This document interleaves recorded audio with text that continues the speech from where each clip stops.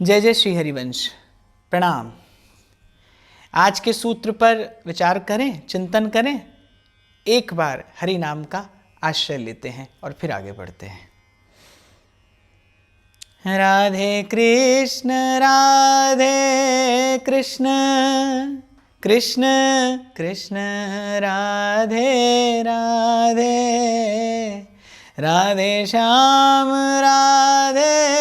श्याम श्याम श्याम राधे राधे, राधे कृष्ण कृष्ण कृष्ण राधे राधे, राधे श्याम श्याम श्याम श्याम राधे राधे, कृष्ण कृष्ण राधे राधे, श्याम श्याम राधे राधे, कृष्ण कृष्ण राधे राधे, श्याम श्याम राधे राधे, कृष्ण कृष्ण राधे राधे, श्याम श्याम राधे राधे, राधे कृष्ण कृष्ण कृष्ण कृष्ण राधे राधे, राधे श्याम श्याम श्याम श्याम राधे राधे, कृष्ण कृष्ण राधे राधे, श्याम श्याम राधे राधे। श्री सद्गुरु चरणारविंदो जयति, जहाँ लगे साधन वेद बखानी, सब कर फल हरि भगति भवानी, जहाँ लग साधन। बड़े हृदय स्पर्शी, बड़े मार्मिक, बड़े मूल्यवान, बड़े महत्वपूर्ण और बड़े शक्ति संपन्न ये शब्द हैं, क्योंकि ये शब्द किसके श्रीमुख से प्रस्फुटित हुए हैं? जिनके लिए मानस कहती है तुम त्रिभुवन गुरु वेद बखाना, आन जीव पामर का जाना।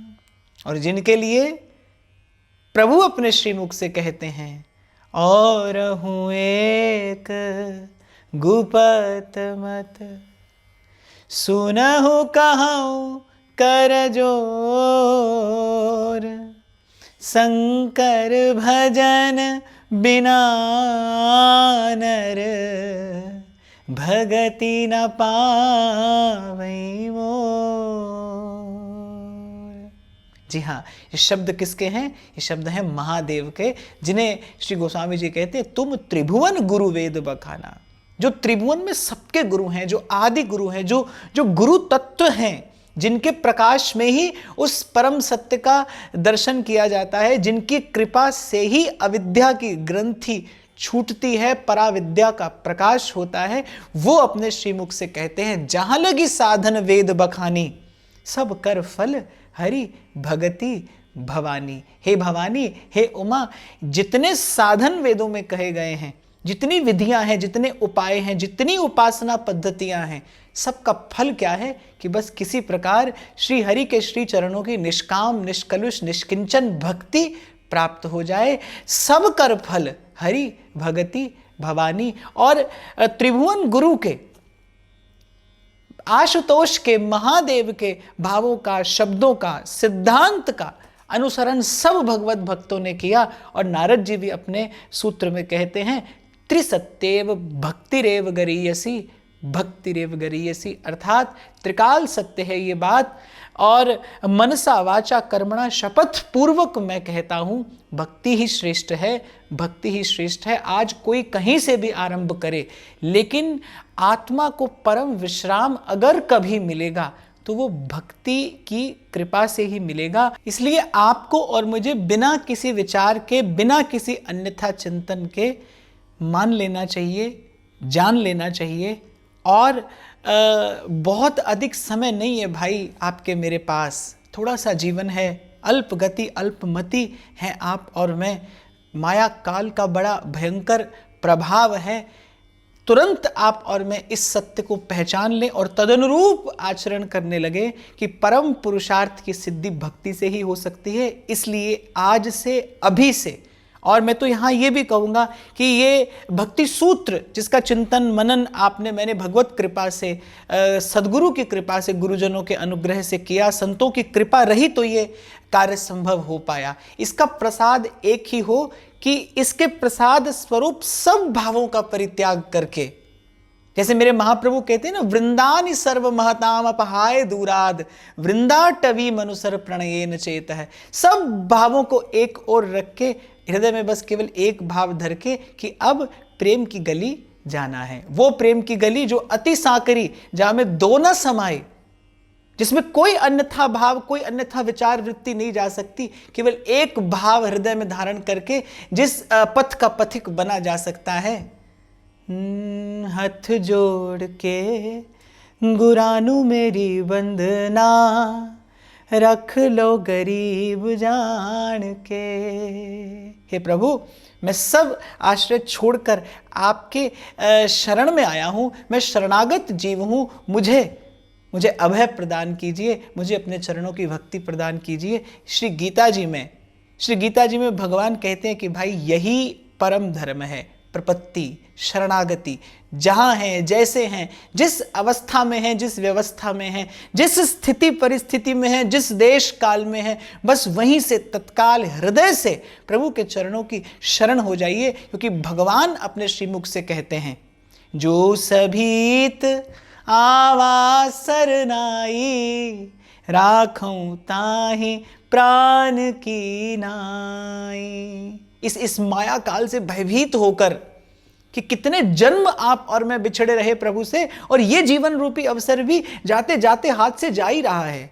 अभी जो इस संसार में हुआ उसे देखकर तो आपको मुझे और विचार करना चाहिए कि कितना क्षणभंगुर है जीवन। एक क्षण में यहाँ पर कितना बड़ा परिवर्तन आता है और रूप रंग सब बदल जाता है। इस अस्थिर संसार में, इस क्षणभंगुर जीवन में कुछ पाया जा सकता है ना भाई, सदा रहने वाला, स्थिर रहने वाला, तो वो भगवत प्रेम ही है, भगवत चरणों का अनुराग ही है। साधन सिद्धि राम पग नेहू। इसीलिए जो बुद्धिमान है, सत्संग की कृपा से जिसने विवेक जगाया है अपना, उसने तो यही कहा है, धर्म न अर्थ न काम रुचि, गति न चाहूं निर्वाण, जन्म जन्म रति राम पद, यह वरदान न आन। कुछ नहीं, अब कुछ और नहीं, अब कोई और नहीं, अब तो प्रभु से यही विनती, तोरी न टूटे छोरी न छूटे, ऐसी माधो खिंच तनी, म्यो लालन स्यो प्रीत बनी। वो जो भूल से, वो जो आपकी मेरी भूल से आपकी मेरी प्रीति लग गई है संसार में। और आपको एक और बात बताऊं, संसार की भक्ति करो तो आ सकती है। भक्ति तो सभी करते हैं, कोई स्त्री की करता है, कोई धन की करता है, कोई संपत्ति की करता है, कोई पद प्रतिष्ठा की करता है। भजन तो सभी करते हैं, किसी ना किसी का भजन तो प्रत्येक व्यक्ति कर ही रहा है, किसी ना किसी की भक्ति तो आप और मैं कर ही रहे हैं। पर भेद केवल इतना है, संसार की भक्ति करो तो परिणाम आसक्ति है, और प्रभु में आसक्ति हो जाए तो परिणाम भक्ति है। मैं दोहराता हूं अपनी बात, संसार की भक्ति भी करें तो परिणाम आसक्ति है, और आसक्ति का परिणाम क्या है? दुख, भयंकर पीड़ा, कलह, क्लेश, संताप, क्षोभ, उद्विग्नता, विक्षेप, ये सब आसक्ति के परिणाम हैं। संसार की कोई भक्ति करे तो परिणाम आसक्ति है, और प्रभु में अगर किसी की आसक्ति हो जाए उसे ही भक्ति कहते हैं। भगवान में आसक्ति ही भक्ति है। देखिए, संसार में सबसे बड़ी शक्ति क्या है? संसार में सबसे बड़ा बल क्या है? आसक्ति सबसे बड़ी शक्ति। सबसे प्रगाढ़ बंधन जो है वो आसक्ति का बंधन है, जो छुड़ाए छूटता नहीं और तोड़े टूटता नहीं। और आसक्ति से रहित जीव हो नहीं सकता, आसक्ति से रहित जीव नहीं हो सकता। इसीलिए महत् पुरुषों ने कहा है कि भाई विचार पूर्वक, विवेक पूर्वक, प्रयास पूर्वक, प्रयत्न पूर्वक और गुरुजनों के प्रसाद के आश्रय से इसी आसक्ति को प्रभु में लगाया जाए। रब दा की पौना एथो पुटना ते एथे लाना। देखिए, प्रेम और आसक्ति, आसक्ति जो है ना वो कहीं प्रेम का ही विकृत रूप है। विकार के मिल जाने से प्रेम की भावना जो विकृत होती है, बस उसी का नाम आसक्ति है। भगवत भाव से उसी को सुसंस्कृत करके विशुद्ध प्रीति के रूप में परिवर्तित किया जा सकता है। और आज के सूत्र में श्री नारद जी ने यही बात कही है। आप और मैं चिंतन करें। एक बार श्री नारद जी के प्रिय नाम का उच्चारण कर लेते हैं। श्रीमन्नारायण नारायण, श्रीमन्नारायण नारायण नारायण, श्रीमन्नारायण नारायण, श्रीमन्नारायण नारायण नारायण, श्रीमन्नारायण नारायण नारायण, श्रीमन्नारायण नारायण नारायण, भजमन्नारायण नारायण, भजमन्नारायण नारायण नारायण, लक्ष्मीनारायण नारायण, लक्ष्मीनारायण नारायण नारायण, नरनारायण नारायण नारायण, हरिनारायण नारायण नारायण, श्रीमन्नारायण नारायण नारायण, भजमन्नारायण नारायण नारायण। तो आज के सूत्र में, और एक प्रकार से ये भक्ति सूत्र का अंतिम सूत्र है, 82वां सूत्र है, क्योंकि अगले 2 सूत्रों में तो नारद जी ने भक्त को और भगवान को प्रणाम ही निवेदन किया है। इस 82वें सूत्र में नारद जी क्या कह रहे हैं? गुण महात्म्यासक्ति, रूपासक्ति, पूजासक्ति, स्मरणासक्ति, दास्यासक्ति, सख्यासक्ति, कांतासक्ति, वात्सल्यासक्त्यात्मनिवेदनासक्ति, तन्मयासक्ति, परम विरहासक्ति, रूपैकधाप्येकादशधा भवति। तो जैसा अभी मैंने आपको निवेदन किया कि भगवान के नाम में, रूप में, भगवान की लीला में और भगवान के धाम में यदि आसक्ति हो जाए, उसी का नाम भक्ति है। और आसक्ति क्या है? जो विवशता हो, जिसके बिना रहा ना जाए, जिसके बिना जीवन धारण करना कठिन हो जाए। नारद जी ने कहा गुण महात्म्यासक्ति, रूपासक्ति, पूजासक्ति, स्मरणासक्ति, और इस प्रकार से भक्ति के एकादश प्रकार श्री नारद जी इस सूत्र में कहते हैं। ये भाव तो आपके मेरे जीवन में भी हैं। भगवान की लीला कथा सुनना आपको मुझे भी अच्छा लगता है, तभी आप और मैं सुनते हैं, सुनने का प्रयास करते हैं, दर्शन भी करते हैं, सेवा भी करते हैं, पूजा अर्चना भी करते हैं। पर नारद जी कह रहे आसक्ति, अर्थात जिसके बिना रहा न जाए, जो विवशता बन जाए। मैंने कई बार व्यासपीठ से भी निवेदन किया, एक है आवश्यकता, जीवन की आवश्यकता, और एक है विवशता, जिसके बिना जीवन धारण करना संभव नहीं है। जैसे हमारे श्री ध्रुवदास जी कहते हैं कि जिन नहीं समझो प्रेम रस, तिन सो कहा अलाप, दादुर हूं जल में बसे, पे जाने मीन मिलाप। कि जल में तो दादुर भी रहता है, मेंढक भी रहता है, पर वो जल के बिना भी रह सकता है। ऐसे ही आप और मैं हैं, कथा मिले तो भी ठीक है, और न मिले तो भी आप और मैं जीवन धारण तो करते ही हैं, जीवन तो चल ही रहा है और चलता ही रहता है। लेकिन जाने मीन मिलाप, लेकिन मछली कैसी है जिसका जल ही जीवन है, जो जल के बिना जीवन धारण ही नहीं कर सकती। तो आसक्ति क्या है कि जब सब कर्मेंद्रियां, ज्ञानेंद्रियां, मन, बुद्धि, चित्त सब उसी एक विषय में जाकर लग जाए, और लग जाए क्या, अटक जाए, और निकाले ना निकले, छुड़ाए न छूटे। इसीलिए संत अपने श्रीमुख से कह रहे हैं, गुरुवाणी कहती है, हे प्रभु बंधन कैसा हो आपका और मेरा, तोरी न टूटे छोरी न छूटे, ऐसी माधो खिंच तनी, म्यो लालन सो प्रीत बनी। इससे कम में काम नहीं चलता भाई। तो नारद जी इस सूत्र में बता रहे हैं, एकादश प्रकार है भक्ति भाव जो है वो इन 11 रूपों में अभिव्यक्त होता है, हो सकता है, जिसमें सबसे पहले नारद जी कह रहे हैं गुण महात्म्यासक्ति। जैसे महाराजा परीक्षित, उनको भगवान की लीला कथा श्रवण में ऐसी आसक्ति हुई कि 3 दिन बीत गए, उन्होंने अन्न जल ग्रहण नहीं किया। बीच में श्री सुखदेव जी महाराज ने पूछा कि परीक्षित भूख प्यास नहीं लगी? और बड़ी सुंदर बात श्री परीक्षित जी कहते हैं, नैषाति दुस्सहा क्षुन्माम त्यक्तोदमपि बाधते, पिबंतम त्वन्मुखाम्बोज अच्युतम हरिकथामृतम।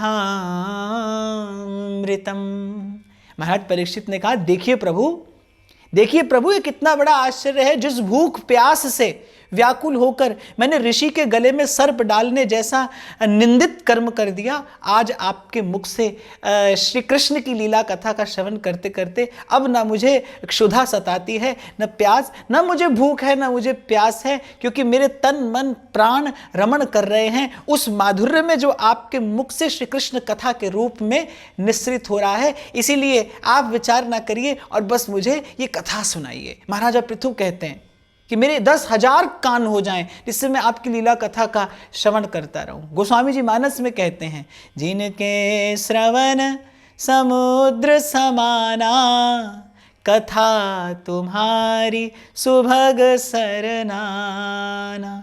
जैसे श्री हनुमान जी हैं, उनको भगवान की लीला कथा सुनने में इतनी आसक्ति है कि वो कहीं भी बिना किसी निमंत्रण के जाते हैं, कहीं भी बिना किसी निमंत्रण के जाते हैं। वाष्पवारि परिपूर्ण लोचनम कृतमस्तकांजलिम, हाथ जोड़कर करबद्ध होकर नेत्रों में प्रेमाश्रु भरकर और बस कथा सुनते रहते। राम कथा सुनिबे को रसिया। तो ये है गुण महात्म्यासक्ति, ये भगवान के लीला श्रवण में, भगवत कथा श्रवण में आसक्ति। जब कथा का अमृत पिए बिना जीवन धारण न किया जाए। मैं फिर बताऊं, इच्छा एक बात है, आसक्ति दूसरी बात है। नारद जी आसक्ति की बात कर रहे हैं। गुण महात्म्य में आसक्ति हो तो भक्ति है, लीला कथा श्रवण किए बिना न रहा जाए अर्थात ये भक्ति है। नारद जी ने इस सूत्र में भक्ति के एकादश प्रकार बताए हैं। 11 रूपों में भक्ति भावना अभिव्यक्त हो सकती है, उसमें प्रथम है गुण महात्म्यासक्ति। दूसरी बात नारद जी कह रहे हैं रूपासक्ति। जैसे इसका तो एक ही सर्वश्रेष्ठ उदाहरण मुझे दिखाई पड़ता है और वह ब्रज की गोपियां। जिन नैनन सो घन श्याम लख्यो, उन नैनन सो अब देखिए का।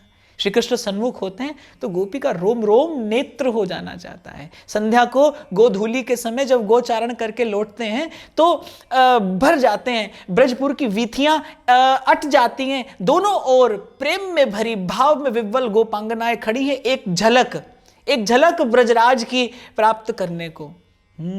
आवत बने कान्ह गोप बालकन संग, नेचुकी खुर रेणु क्षुरित अलकावली, भोह मन मथ चाप वक्रलोचन बाण, शीस शोभित मत मोर चंद्रावली।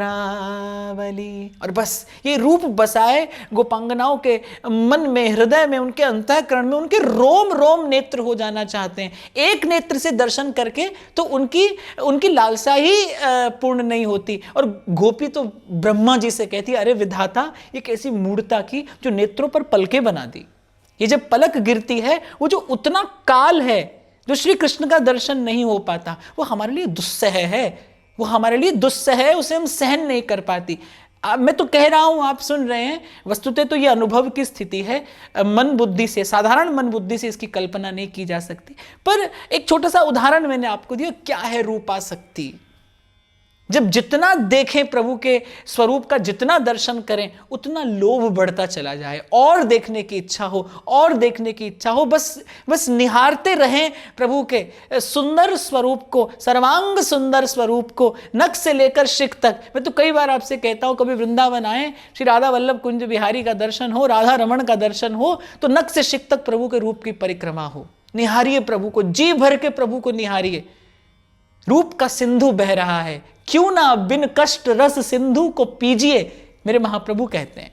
देव ऋषि व्यास सुखदास निज कहत सब, अरे क्यों ना बिन कष्ट रस सिंधु को पीजिए।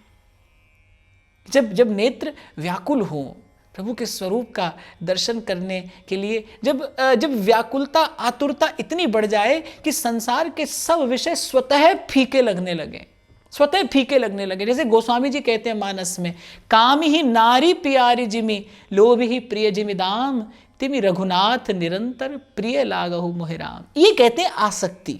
इसी आसक्ति की बात श्री नारद जी कह रहे हैं। यही भक्ति है। जब तक प्रभु के बिना काम चलता हो, तब तक जानना भक्ति का परिपाक नहीं हुआ। जिस दिन भजन विवशता हो जाए, जिस दिन भजन के बिना जीवन धारण ना किया जा सके, जिस दिन न रहा जाए प्रभु के रूप का दर्शन किए बिना, प्रभु की लीला कथा का श्रवण किए बिना। और तीसरी बात नारद जी करें, पूजा शक्ति। बहुत से भक्त ऐसे हुए हैं जिनको भगवान की अर्चना में आनंद आता है, वो भिन्न भिन्न उपचारों से प्रभु की पूजा करते हैं। फिर नारद जी कह रहे हैं स्मरणासक्ति। कोई सब साधन छोड़कर मैं बैठी रहूं कुंजन के कोने, श्याम राधिका गाऊं किशोरी तोरे चरणन की रज पाऊं। ब्रज में आपको कृपा हो श्री किशोरी जी की, तो ऐसे किसी संत का दर्शन होता है जिसके जीवन में स्मरणासक्ति है। बस वो सब साधन छोड़कर केवल स्मरण करता है। सोवत जागत रटू निरंतर, राधा राधा गाऊं। श्री नारद जी कह रहे दास्यासक्ति। जैसे श्री हनुमान जी हैं, सेवा किए बिना नहीं रहा जाता। उन्हें दर्शन से भी, स्मरण से भी अधिक सुख है कि किसी प्रकार प्रभु की सेवा होती रहे। जब अवधपुरी पधारे प्रभु, राज्याभिषेक हो गया, तो सबको अपनी अपनी सेवा दे दी गई। हनुमान जी को कोई सेवा नहीं मिली, तो जानकी जी के पास गए। अब सब सेवाओं का वितरण कर दिया गया था। हनुमान जी ने कहा लेकिन मैं सेवा किए बिना नहीं रह सकता।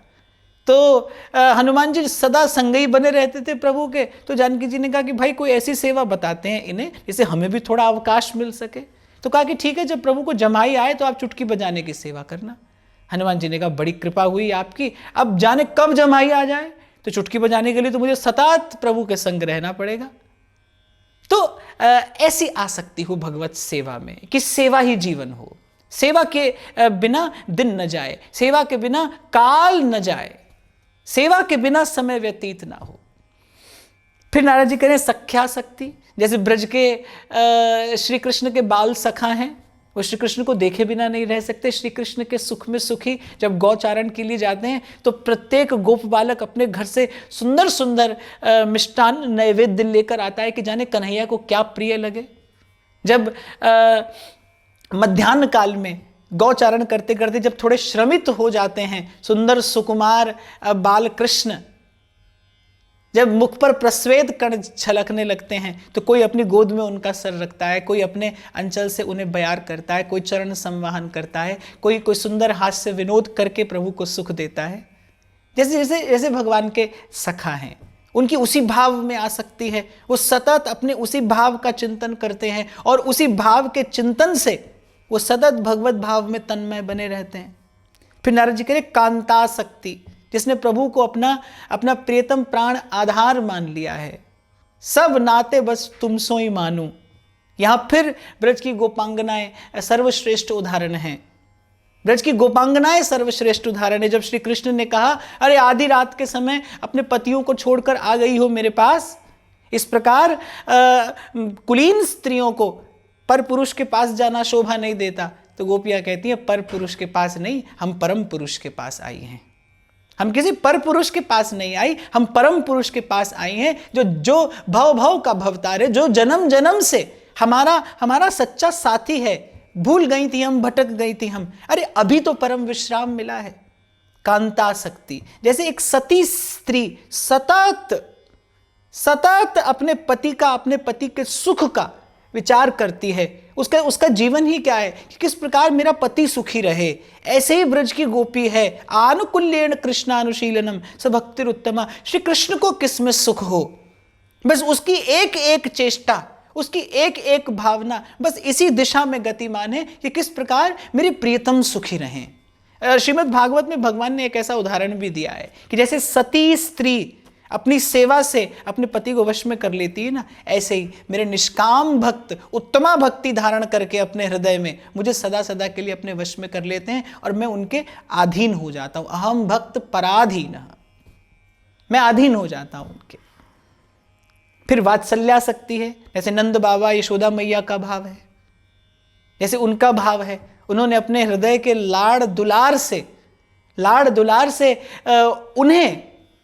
उन्हें अपनी गोद में खिलाया कि ब्रह्मा शंकर शंभू से भी ध्यान न जिनका संभलते देखा। वो उछलते हैं मैया के हाथ में माखन का लौना देखकर। कैसा सुख मैया और बाबा पाते होंगे, आप और मैं तो केवल विचार करके सुखी हो सकते हैं। पर यहां मैं ये कहूंगा कि जिसका विचार भी कली कलुष धो दे और मन को एक अद्भुत अनिर्वचनीय सुख आनंद की अनुभूति करा दे, उस भाव में वस्तुतः कैसा सुख होता होगा। तो जैसे नंद बाबा और यशोदा मैया का भाव है, इसे कहते हैं वात्सल्यासक्ति, कि माता होकर पिता होकर जो सदा लाड़ दुलार बरसाता रहे अपने प्रभु पे, सदा उसी लाड़ दुलार का वर्षण करता रहे, प्रभु को सुख देने का प्रयास करता रहे। फिर नारद जी करे आत्मनिवेदनासक्ति, जिसने अपना सर्वात्म समर्पण कर दिया है प्रभु को।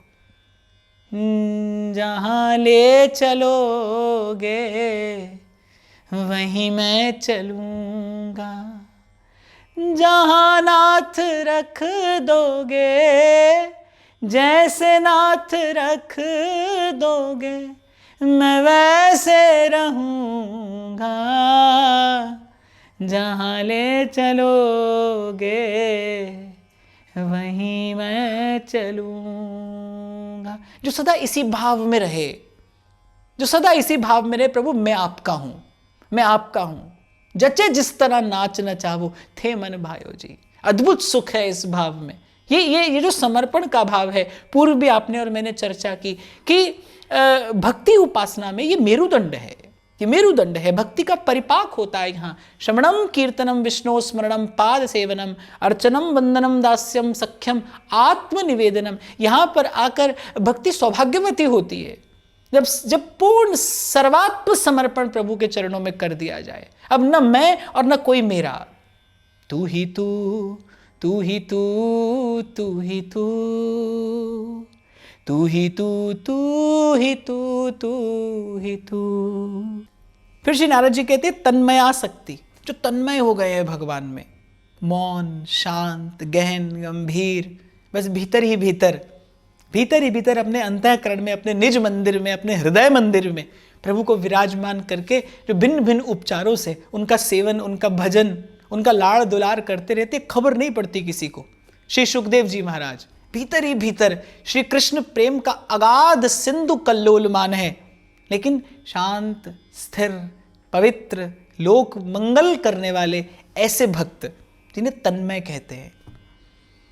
फिर नारद जी करे परम विरहासक्ति। जैसे जब भगवान जाने लगे तो उद्धव जी इतने व्याकुल हो गए। भगवान ने कहा उद्धव तुम्हें भी मेरी माया से भय लगता है? उद्धव ने कहा प्रभु आपका प्रसाद पाते हैं, हम आपके उच्छिष्ट वस्त्र धारण करते हैं, आपकी दी हुई प्रसादी माला मेरे कंठ प्रदेश में शोभायमान है, आपकी माया से किसी प्रकार का भय नहीं है। आपका ये सुंदर मुख देखे बिना कैसे जीवन धारण करेंगे? इतना विरह व्यापा उद्धव जी को, इतने व्याकुल हुए उद्धव जी कि भगवान को स्वयं समाधान करना पड़ा। तो प्रभु के बिना नीरस लगे। श्याम बिना जग खारो लागत, श्याम बिना जग खारो लागत, जगरी बाता काची, माई रे माई सांवरे रंग राजी। नहीं सुहाता था मीराबाई सा को संसार का कोई सुख। शूल जैसे चुभते थे वो सुंदर सुकोमल बिछौने, वस्त्र आभूषण अप्रिय लगते थे। नहीं सुहाता था कुछ भी श्री कृष्ण के उस विरहा में। इसे कहते हैं विरहासक्ति। जब यही भाव जीवन बन जाए, प्रतीक्षा कि कब प्रभु आएंगे, कब प्रभु की कृपा होगी। आवन की मन भावन की, कोई कहियो रे हरियावन की। कहा करूं कछु बस नहीं मेरो, पाख नहीं उड़ जावन की। ये दो नैना कयो नहीं माने, नदियां बहे जैसे सावन की, नदियां बहे जैसे सावन की। जब मथुरा गमन किया प्रभु ने, क्या सूरदास जी वर्णन करते गोपियों की उस परम विरहासक्ति का। निस दिन बरसत नैन हमारे, नैन हमारे, सदा रहत पावस ऋतु हम पर, जब से शाम सिधारे, जब से शाम सिधारे। यह है परम विरहासक्ति। जब तन मन प्राण तपे प्रभु के प्रेम में, प्रभु की विरहा में, जब न सुहाए संसार, फीका लगने लगे संसार का प्रत्येक विषय सुख, नीरस लगे ये सारा अस्तित्व, तन मन प्राण बस बाट जोते हों, प्रतीक्षा करते हों कि कब प्रभु का आगमन होगा, कब प्रभु के चरणों में मस्तक रखने का सौभाग्य मिलेगा। कब ये मन मयूर हर खेगो, रूप सुधारस प्याए, श्याम घन कब बरसोगे आए, श्याम घन कब बरसोगे आए। तो गुण महात्म्यासक्ति, रूपासक्ति, पूजासक्ति, स्मरणासक्ति, दास्यासक्ति, सख्यासक्ति, कांतासक्ति, वात्सल्यासक्त्यात्म निवेदनासक्ति, तन्मयासक्ति, परम विरहासक्ति, रूपैकधाप्ये काशधा भवते। यहाँ भिन्न भिन्न भाव श्री नारद जी ने कहे। भिन्न भिन्न भक्तों के इन्हीं भावों का आधार लेकर आदिकाल से भक्त भगवद आराधना करते आए हैं, भगवद प्रेम प्राप्त किया है भक्तों ने इन्हीं भावों को जीवन में धारण करके। और यह एक बात मैं आपको और कहूँ, जहाँ से मैंने आज की ये वार्ता आरंभ की, कि आसक्ति आपकी मेरी कहीं ना कहीं तो है ही। आसक्ति तो जीव का सहज स्वभाव है। मन आसक्त होता आया है, कभी विषय में, कभी रूप में, कभी गुण में। मन सदा आसक्त होता आया है। इसीलिए नारद जी ने कहा कि भाई सबसे सहज यही है कि जो वृत्ति अपने स्वभाव के सबसे निकट हो, सबसे अनुकूल हो, उसे ग्रहण करना, धारण करना सरल होता है। इसलिए नारद जी कह रहे हैं कि थोड़ा प्रयास हो, थोड़ा पुरुषार्थ हो, थोड़ा सत्संग हो, गुरुजनों की कृपा हो, भगवान का अनुग्रह हो, तो फिर वो आसक्ति संसार से हटकर प्रभु में लगती है। और जैसा मैंने कहा, मैं फिर दोहराऊं अपने शब्द, संसार की भक्ति करे जीव तो आसक्ति है, और ईश्वर में आसक्ति हो जाए, प्रभु में आसक्ति हो जाए तो सर्वोपरि उपलब्धि है। इसी का नाम भक्ति है। तो ये भक्ति के एकादश प्रकार नारद जी ने बताए कि इन एकादश विधियों से भक्ति भावना अभिव्यक्त होती है। जो अनुकूल हो, जो आपको अपने स्वभाव के, अपने स्वरूप के सबसे अनुकूल लगे, जिस भाव में सहज में आपका मन रमता हो। 11 भाव नारद जी बताते हैं। इन 11 भावों में जो भाव आपको सबसे सरल, सबसे सहज लगता हो, जिसमें आपकी सहज गति हो, जिसमें बहुत अधिक प्रयास ना करना पड़े, उसी भाव को जीवन में धारण करके बस किसी प्रकार उसी सत्यचित्त आनंद की ओर, उसी परम प्रेम रूपी श्रेष्ठतम पुरुषार्थ की ओर आगे बढ़ना चाहिए। यही भक्ति की यात्रा है, यही साधक का जीवन है, और यही परम पुरुषार्थ भी है। विचार करिएगा। श्री हरिवंश। प्रणाम।